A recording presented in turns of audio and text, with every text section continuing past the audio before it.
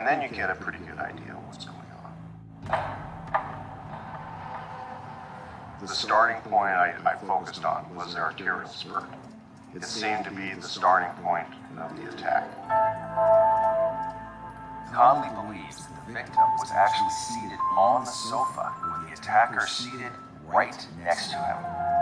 There was no forced entry. I believe that he allowed this acquaintance into his house. He believes that without warning, the murderer had lunged at the victim with a pair of scissors, striking him in the right temple and creating that first arterial spurt. As soon as an injury occurs and an artery is breached, the heart beats and that increases the pressure, and so it's going to squirt out, almost like a squirt gun. This particular one on the wall indicates an undulating pattern, which means the victim was probably moving as this spurt was occurring. Conley believes that the killer continued his attack on the sofa itself. Along the sofa, every impact spatter, every transfer, and bloody hand mark, the cuts in the sofa all indicated that the victim was being attacked on that sofa. It was the attacker's repeated stabbing of the victim that had caused the up and down cast-off pattern on the wall. He occasionally would deflect a blow. That's how those cut marks came into the sofa, was a miss. And at some point during the attack, I believe the victim was able to push the suspect off. And I believe that the suspect is the person who fell into the coffee table and broke the coffee table. And that also lines up to the location where we found the blood outline of the scissors. This would have given the victim a reprieve long enough to get off the couch and start making his way to the front door to escape. Based on the blood trails and the blood drops that were found on the floor in the dining room area, I believe that the victim was moving around, dripping straight down. Because of the cast-off on the wall that goes across the front door, the suspect grabbed him, slammed him to the floor, and the victim then stayed in that position for some time. It is at this moment that the unusual second pool of blood, later found by the victim's feet, starts to form. I believe the suspect thought he might have been unconscious or deceased at that point, and was proceeding to commit the robbery.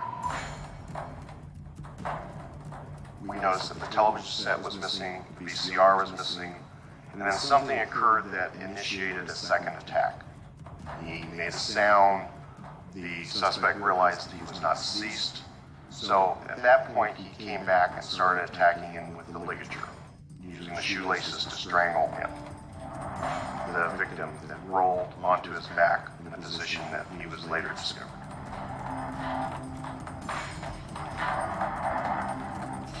From Conley's recreation, Gazakos felt that he understood exactly what the victim's final moments of life had been like.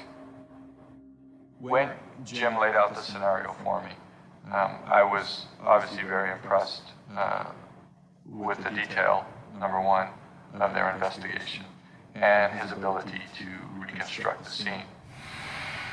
Of course, before he left the scene, the murderer had covered the body, a fact that confirmed for Gazakos that the two men knew each other. Why would you cover up the victim? You cover him up because you know him. You don't want to look at him. So you cover him up. Moving into the bathroom, the forensics team found a fingerprint on the toilet seat. Amazingly, the print matched a young man who lived in the same complex. Gazakos immediately went to question him. I put his hands behind his back to search him, pat him down. And when I did that, I noticed on his hands he had some cuts in his inner fingers. This is another advantage of investigating a crime very quickly, is that he had injuries on him. There was facial injuries, scratches that was noticed on his throat, and his face, and in addition, he had lacerations on his fingers. Now, those cuts were consistent with using the scissors as a weapon, a stabbing tool, and he accidentally cut himself.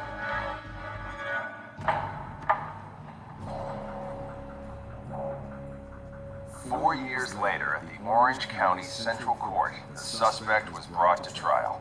Incredibly, he claimed self-defense, that on the night in question, it was he who was attacked. But Conley's blood evidence told the jury a different story. If the victim's down on the ground, completely immobilized, not moving, and then the person comes back and commits a second attack, this completely defeats the defense of self-defense. And only one stain was needed to convince the jury that the suspect could not have been under attack. The most important blood stain was, in fact, that's why I remember the evidence number we gave it was number 32.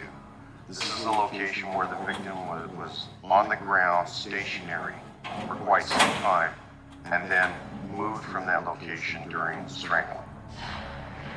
He was no longer a threat. He was down, and the suspect came back and attacked him again. So that it was a very important blood stain for the court. The most compelling evidence was the forensics evidence, the blood spatter, interpretation of the blood spatter. And then they found him guilty of murder. The killer is now serving 15 years to life at the Wasco State Prison in California. Definitely, it was not someone we want in society. He was going to be a danger. And if we hadn't caught him then, he would have killed somebody else. I have no doubt. Before Dexter, few people outside law enforcement knew what blood spatter analysis was. But seeing Dexter at work has helped us understand the value of this forensic skill to murder investigations everywhere. For in many cases, blood is not simply a grisly byproduct. It is the witness that helps